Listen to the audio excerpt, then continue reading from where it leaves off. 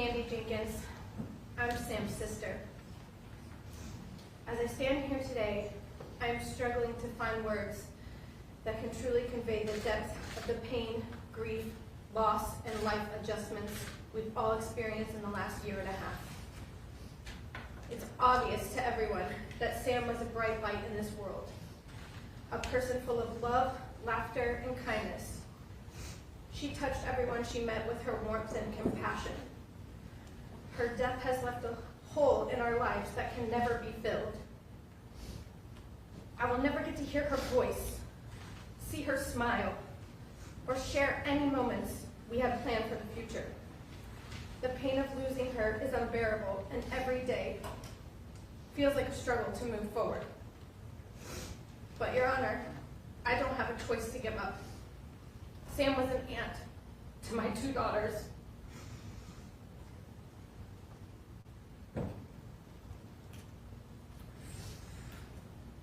My daughters, Amber and Maisie. They're Auntie Sammy. I can't see the words. Despite Sam's constant care to everyone, the love she had for them was like no other, and it was mutual. Becoming a mother is the greatest milestone in my life, one Sam will never get a chance to do. My family traveled from Florida to South Carolina on April 20th, 2023, in preparation for Sam and Eric's wedding. And me and my girls never went back to Florida. 12 hours after we found out Sam was killed, Amber asked me why everyone from the wedding was at our Airbnb and why is everyone so sad. I was not prepared to explain death to a 5-year-old yet, especially because it was her Auntie Sammy. If you've never experienced trauma, I don't wish it upon anyone. Regardless the thousands of dollars spent on therapy, the triggers are immensely debilitating every single day. The sirens, flashing lights, seeing a wedding dress, a golf cart, just the simple task of driving, and many, many more. When I'm with my girls, any of these things come up, they try to protect me. Singing a song loud to drown out the siren noise in hopes a grief wave doesn't hit me and I quickly spiral. Day to day, if I say, hey, mommy's just going to the grocery store real quick, Amber and Maisie quickly panic, having to say goodbye multiple times just in case I don't come back, in their words, like what happened to Auntie Sammy. My job is to protect them, shouldn't be the other way around. But I also now have the task of protecting my mother and being her rock through this. She once said years back, if anything ever happens to one of my kids, I'd kill myself. The moment we found out Sam was plowed down, I made my mother look me in the eye and promise me she wouldn't do that.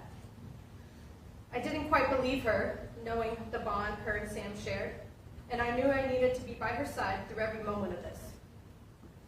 I sent my husband on a plane to Florida, and he packed up our house and we moved to North Carolina, now 1,000 steps from my mom. This tragedy has not only stolen the future that my sister should have had, but has also forever altered the course of our lives. I know that no sentence can bring Sam back. The choices made by the drunk driver the night she killed my sister will affect us forever. They have taken more than just a life. They have taken the future, our future. I am filled with anger and frustration knowing that my sister's life was cut short by a selfish, senseless, and preventable tragedy. The defendant's actions have forever changed our family, and we have to live with the consequences of this loss every single day, and she should too. No one should endure this pain except for her. Thank you for allowing me to speak today. Thank you, Your Honor. Next, Nathan Miller, brother of Samantha Miller Hutchinson.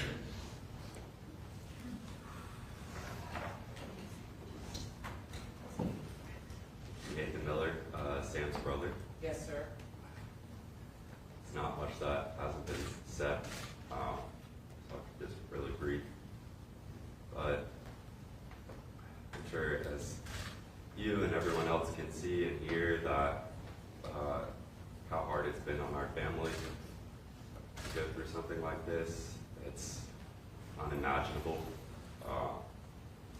If you haven't been through anything like this, then it won't really do it any justice for me to try to put it into words. And if you have, then I don't need to put it into words for you. How much pain and anxiety and just like worry, constant worry, just living in a state where, you know, when your phone rings, you know that there's a pretty good chance that on the other line, there's going to be somebody in peril, and you have to do your best to try to help them.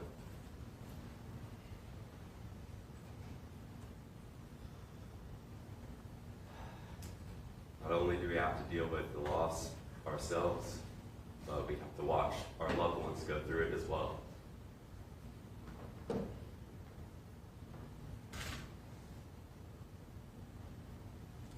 The last thing I'll say is just hope that the sentence is the maximum, because this wasn't an accident. It wasn't an accident to go over 60 miles per hour on these, pitch black, tiny, folly roads that are constantly filled with people. Honestly, it'd be more surprising if someone wasn't killed in those circumstances. So, leave it at that. I appreciate your time. Thank you. You're welcome, sir. Mr. Finch. Thank you, Your Honor. Next, Brad Warner, biological father. Good to see you.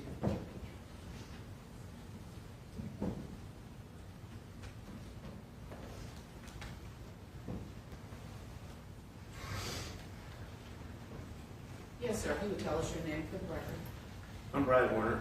Yes, sir. Be glad to hear it. I'm Sam's biological daughter.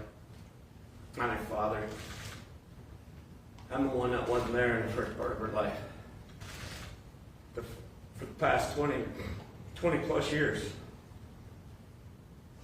I was there for her when she needed me. When I was 2 years old, I got hit by a car, left on the side of the road for dead. I survived. Everybody says they think the person was drunk. It was a hit and run. They never found the person. So every day I woke up for 57 years and hated this person. Hated every day. I'd wake up and hate somebody I didn't even know. Six months before Sam was taken, I said to her, I was like, I got to get this weight off of my shoulder. I said to Sam, I'm going to forgive this person. I don't know who it is. I did. The next day I talked to Sam. It was like 1,000-pound weight was taken off of my shoulders. I felt like I could fly. 6 months later, the hatred is back on with vengeance. I've never felt this much weight. This person, you took such a beautiful person away. She was loved by so many. I didn't realize how many people over the past year and a half I've heard from people that actually hate you. And they love Sam, they never met Sam, don't even know Sam. For the rest of my life, I'm going to hate you. And when I arrive in hell and you come there, I'll open the door for you. You have ruined so many people's lives. And I hope you understand what you did, because you've taken no responsibility for what you've done. You can apologize all you want later. I will not listen to a word. It's not worth it.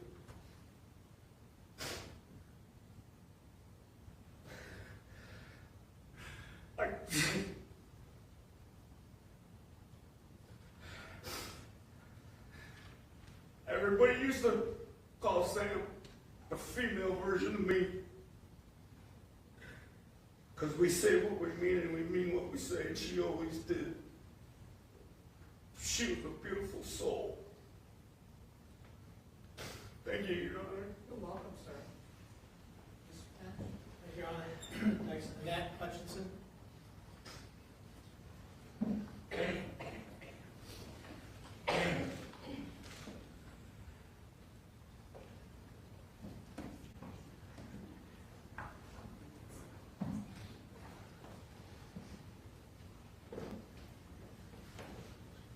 Your Honor, my name is Annette. My name is Annette Hutchinson. That's Hutchinson. Yes, I am related to the victims. I am Eric's mother.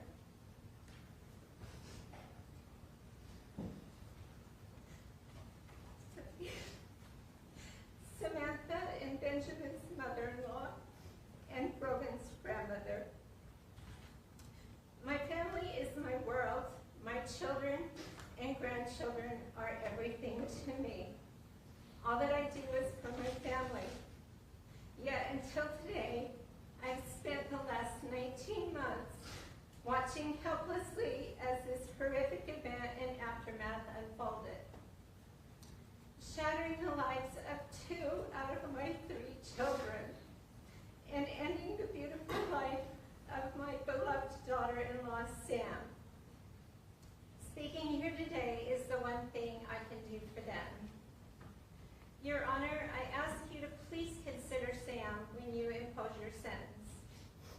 Sam joined our family in March of 2019 when she chose my son.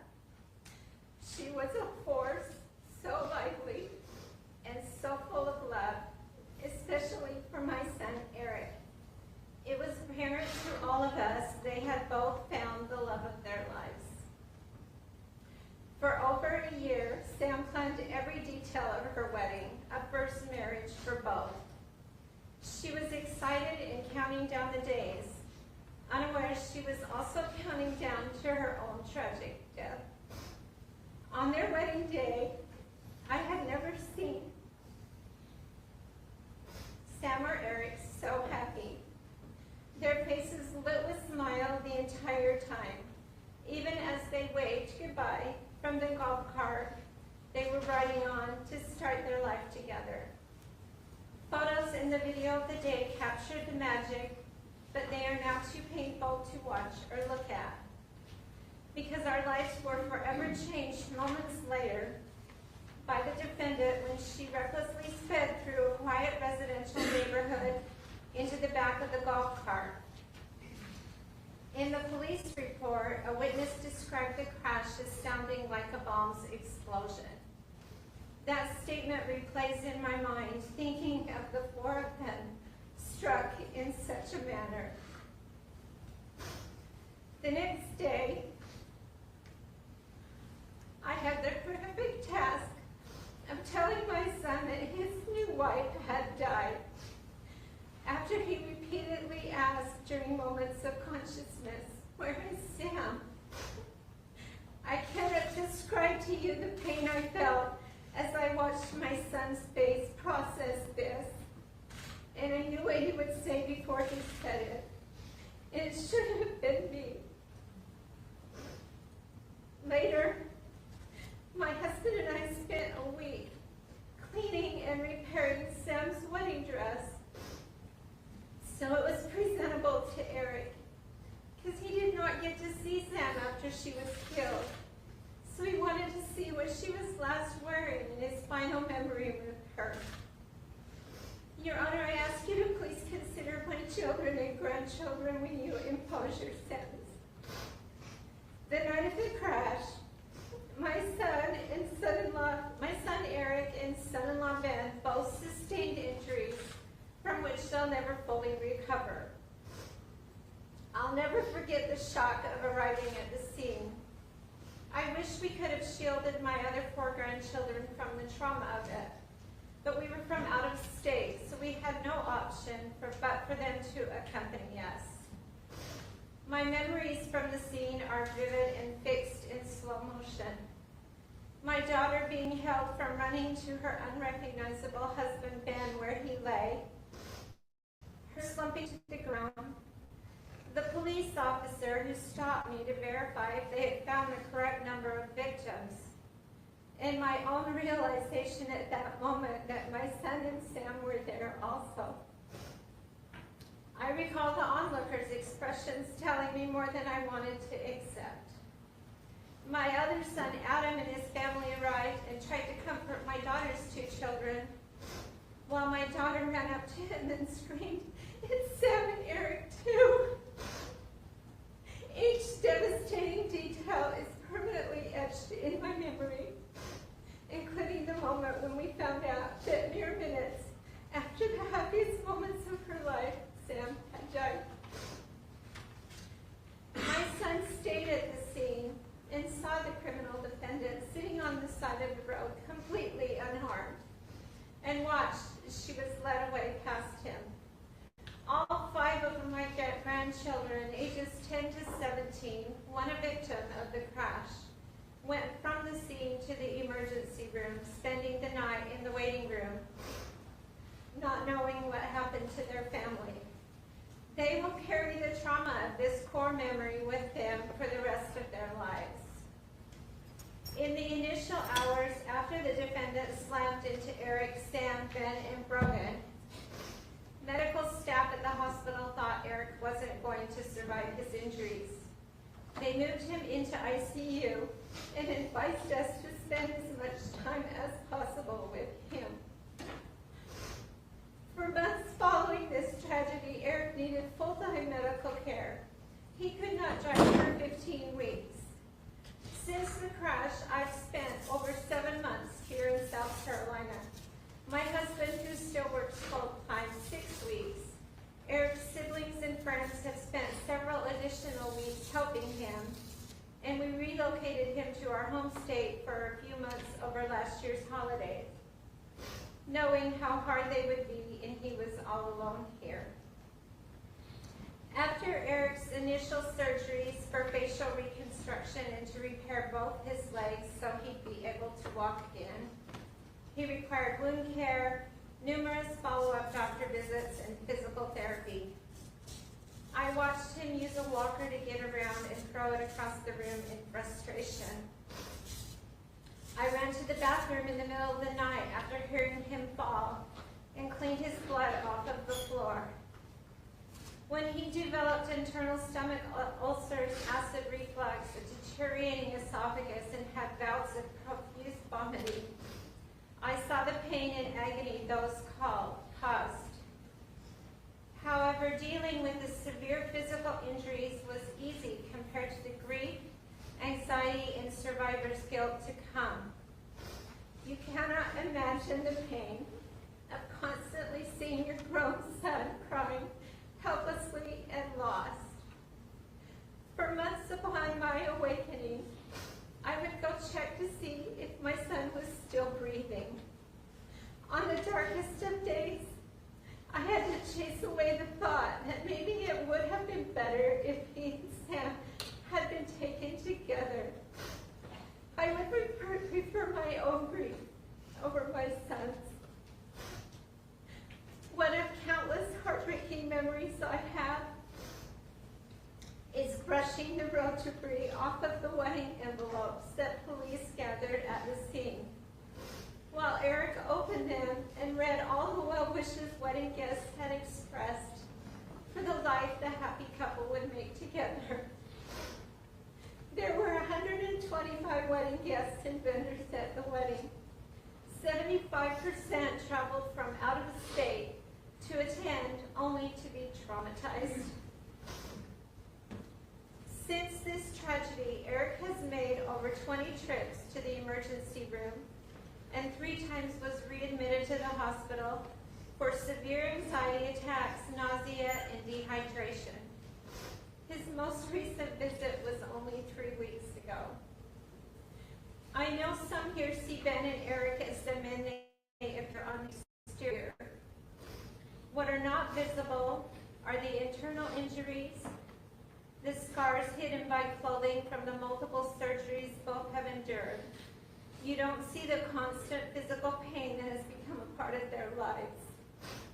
The pain doesn't stop there. The emotional pain, the post-traumatic stress disorder, anxiety, survivor's guilt, and grief have been constant for these 19 months. You don't see the daily struggle, the arthritis setting in, and the future surgeries they've been told will be necessary to control pain and enable both men to remain mobile as they age. You don't see their limited abilities. They're unable to do activities they did before and must rely on others. Both are facing a difficult fight for the remainder of their lives. I was told there are no charges against the defendant for my then 17-year-old grandson, Brogan, because he was not severely injured. Yet he was struck by a car at 65 miles per hour while sitting next to his father, thrown several feet, landing close to his new and now deceased Aunt Sam. His view of Sam shielded by another young girl who had ran out of a nearby home, until he was placed in an ambulance and taken to the emergency room. I know Brogan struggles with his own PTSD, anxiety, trauma, and grief, but mostly in silence, because he sees the physical and emotional struggles of his father and uncle. And I know he feels lucky, but I worry for him when he starts to recall the trauma of the day.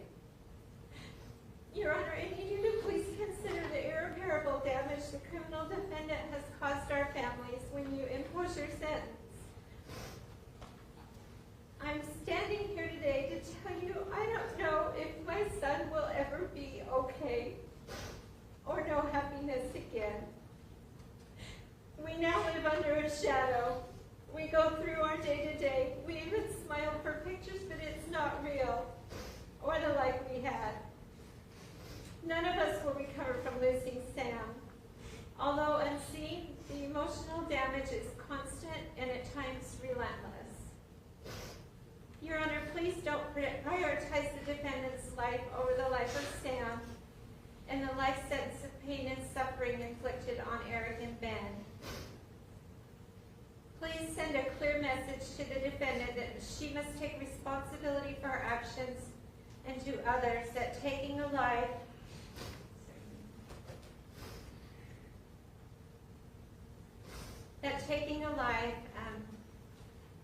as a direct result of irresponsible and selfish choices will result in severe consequences. As we now know, no one is immune to losing someone at the hands of another. It can happen at any time, and we live with the newfound fear it could happen to us again. Thank you. You're welcome, ma'am. Your Honor, Alexis Garrett,